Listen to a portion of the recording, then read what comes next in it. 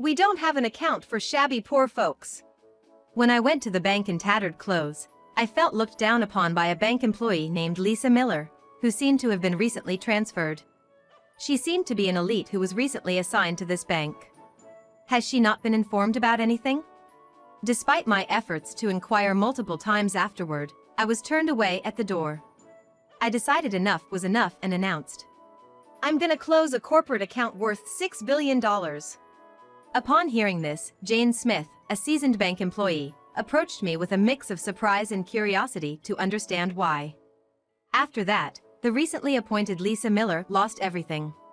My name is Aiden Parker, 35 years old. I'm currently working as an independent engineer. Before going freelance, I worked for an IT company, but I decided to go independent and resigned. Since then, I've struggled to make ends meet but eventually started making a decent income. There have been hardships along the way, but I have no regrets. I'm now happily living and working in my home office, able to work whenever and as much as I like. However, I had an unfortunate experience just a few days ago at a bank. I had to withdraw some money from the bank that day. Since it was the end of the month, I had bills to pay. Visiting the bank after such a long time always felt intimidating. The silence inside the bank always made me uneasy. As I waited, my turn finally came. "Excuse me, I'd like to withdraw some money." The bank employee who assisted me was quite flashy for a banker. Her makeup was noticeably elaborate. I thought to myself, I could never put in that much effort daily, and I felt a little intimidated. I just wanted to finish my business and head home as soon as possible. However, things didn't go as planned. "You wish to withdraw money?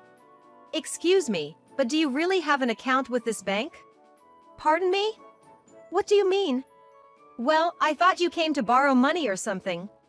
I mean, given the way you look, you know?" I wondered if this woman, who was staring intently at me, even knew what the word rude meant. A quick glance at her name tag revealed the name Lisa Miller. I corrected Lisa, reiterating that I was there to withdraw money. "You can use an ATM if you want to withdraw, you know?" No, What? I can't understand what you're trying to say. Can you speak up?" Lisa's condescending attitude made me feel uncomfortable. I'd like to. Sorry, but it's a waste of time talking to you. If you can speak more clearly, maybe come back another time?" Lisa shooed me away as if I was an annoyance. Feeling utterly disheartened, I left my seat without another word. Being looked down upon without a proper conversation left me bewildered, but I hoped that on another day, someone else might assist me. That day, I went home feeling downcast. I tried to get some work done but couldn't focus and ended up calling it a day. On another day, I visited the bank again, intending to withdraw money. About a week had passed since the last incident. I had postponed the visit due to my previous experience. But I figured I wouldn't run into Lisa again. However, as luck would have it, while I was seated waiting for my turn, I saw Lisa walking across the bank floor. "Huh? You're back again? You never learn, do you? Just having someone as down on their luck looking as you here lowers the reputation of this bank, you know?" Hello. I need to make a withdrawal too, you see. How much are you planning to withdraw? Probably just chump change, right?" Lisa looked down on me just like the last time. There was no need to tell her the amount, but feeling overwhelmed, I answered honestly.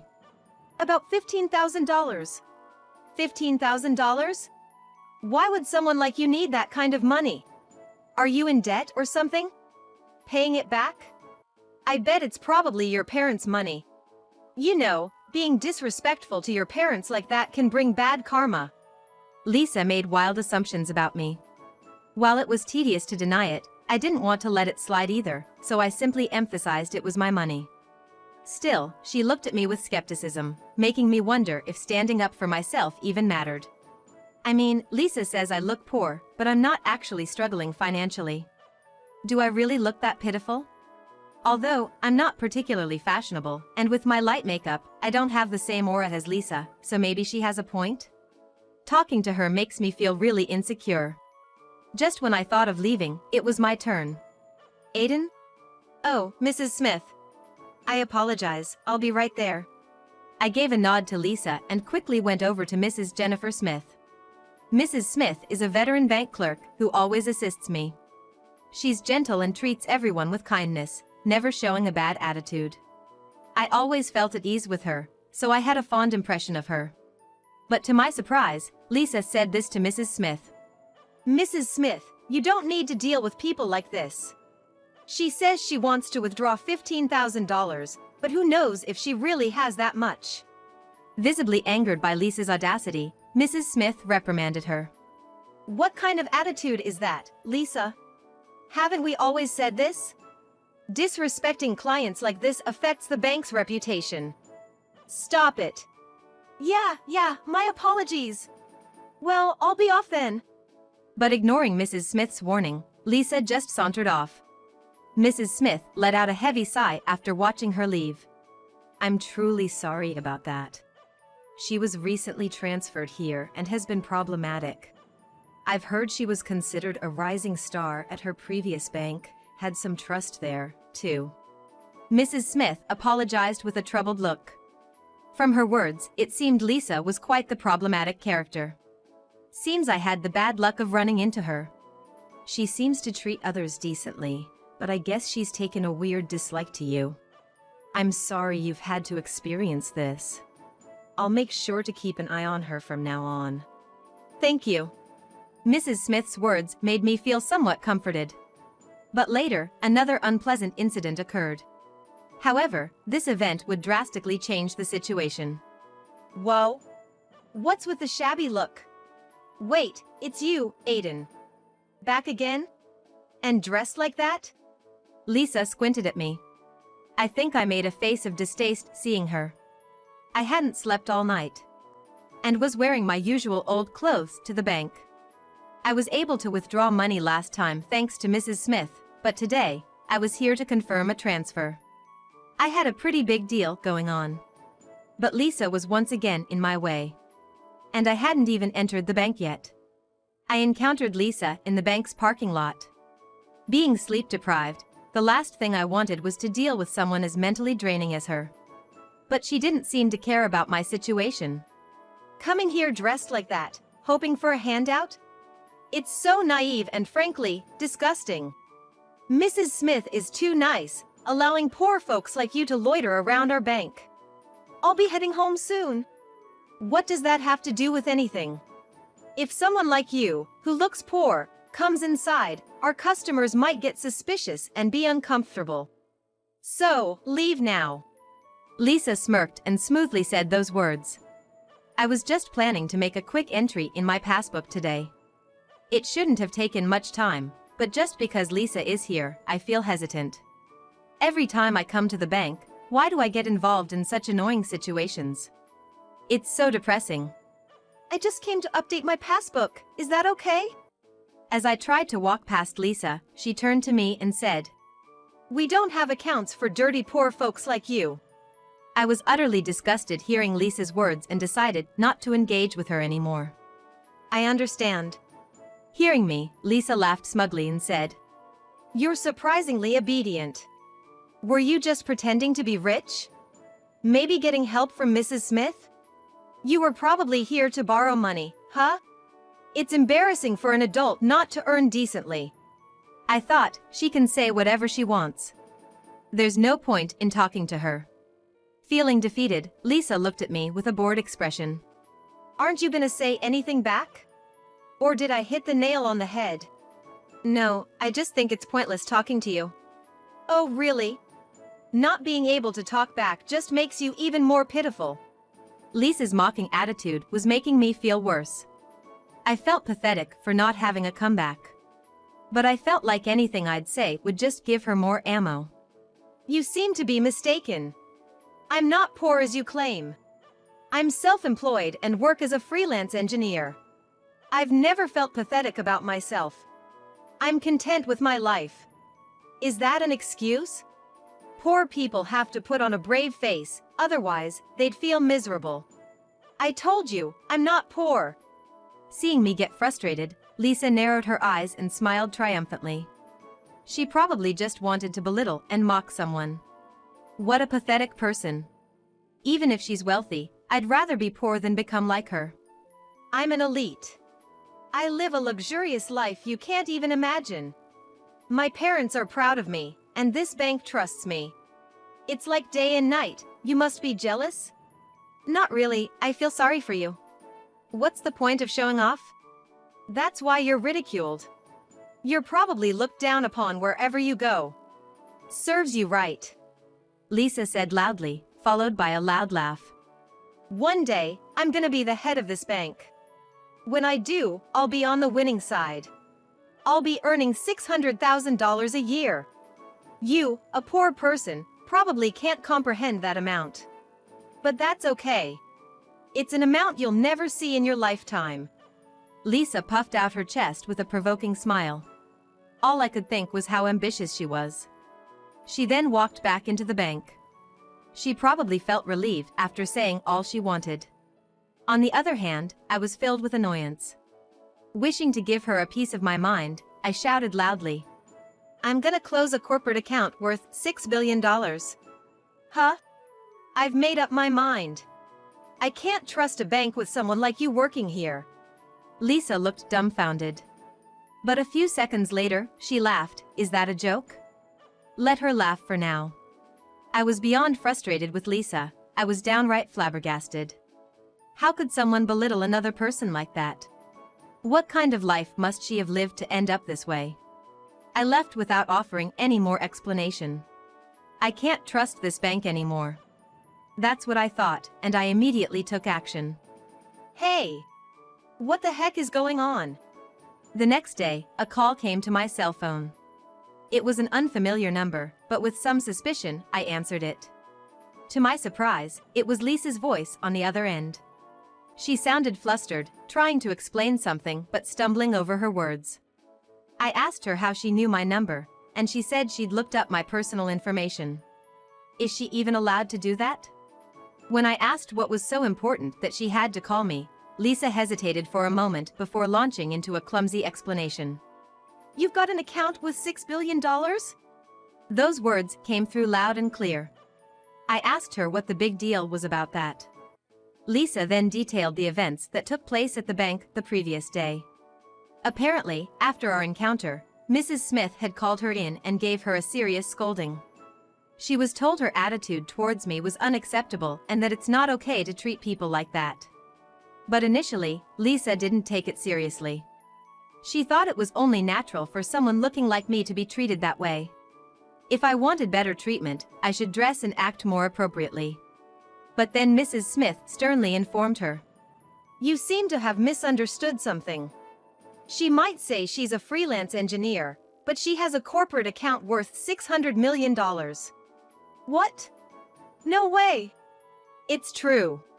You judge people too much by their appearance. And how could you not recognize such an important client? Because of your careless actions, Aiden said she's gonna close her account. That's a big loss for us. How are you gonna take responsibility for this?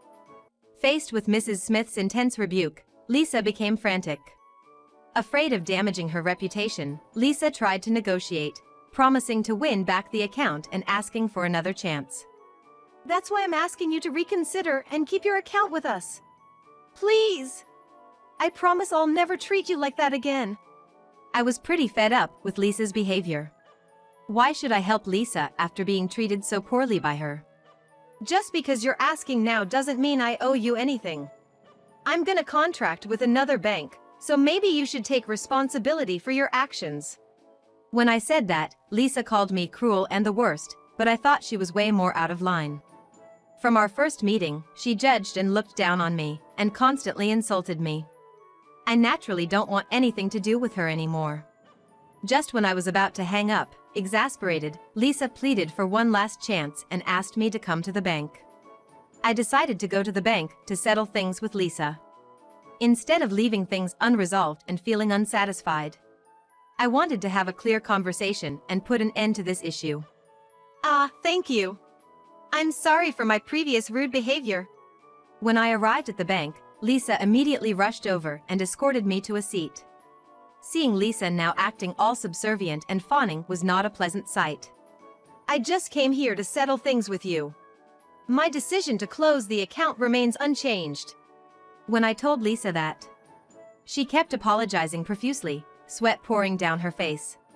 But her apologies didn't sound sincere. She probably didn't even understand what she was apologizing for. It seemed like she was just trying to protect herself, going through the motions of apologizing. Feeling her insincerity, I couldn't help but make a bitter face. I'm truly sorry. If you reconsider and stay with us, we'll prioritize you over other clients, and I'll let you know immediately if there are any special deals. And of course, we won't take any time to reset your account. No, that won't be necessary. Your apology doesn't sound heartfelt. If you're truly remorseful, you'd know why things turned out this way, right? And you think you can still convince me after all that? When I said that, Lisa just groaned. I made it clear that I wouldn't change my mind no matter what, but Lisa still didn't acknowledge her fault. On the contrary, she became defensive, implying that it was all my fault in the end. In the first place, if you had dressed more appropriately, this wouldn't have happened, you know? How about putting a little more effort into your appearance? It's downright rude to show up in public dressed like that. I get what Lisa is trying to say, but there's no justification for those comments. It's rude to criticize someone just because they wear slightly outdated or cheaper clothes. If anything, Lisa is the rude one here. After all, in this bank, there aren't any folks flaunting designer brands. Everyone is just wearing regular clothes, waiting their turn, and doing what they need to do. Lisa probably targeted me because she could sense my timidity. I've always been passive and not good at speaking up, but that's no reason to look down on someone for trivial reasons. Moreover, unless I've troubled Lisa first, I don't recall doing anything so terrible to warrant such harsh words from her. Just because I teased you a bit doesn't mean you have to take it this far. You just want to drag me down, right? No, that's not it. I can't stand your unreasonable behavior. If every time I come to the bank you harass me, it's intolerable. So, I thought about changing banks. You have no reason to criticize me. Well, you should have said that from the start. If I'd known you had an account with a lot of money, I wouldn't have acted this way. Lisa got too desperate and started digging her own grave. She was making a scene and the people around started to murmur. Someone must have reported the commotion to the bank staff, because Mrs. Smith and a security guard came rushing over. Lisa! What on earth are you doing? Mrs. Smith! I was just suggesting to Aiden to reconsider, that's all. With Mrs. Smith's arrival, Lisa looked rather evasive. Seeing Lisa's demeanor, Mrs. Smith probably realized this wasn't a friendly chat and shot her a stern look. Enough is enough! What were you really saying? Were you belittling Aiden again? To call someone out just to berate them is beyond ridiculous. And you're supposed to be an elite from the headquarters? It was unusual for Mrs. Smith to raise her voice like this against Lisa. According to Mrs. Smith, Lisa's attitude is something she can't overlook as Lisa's superior. Seeing Mrs. Smith's anger, Lisa looked visibly shaken. She probably hasn't been yelled at like this before. A flustered Lisa was sharply rebuked by Mrs. Smith. If you cause any more trouble, I'll have the security take you out.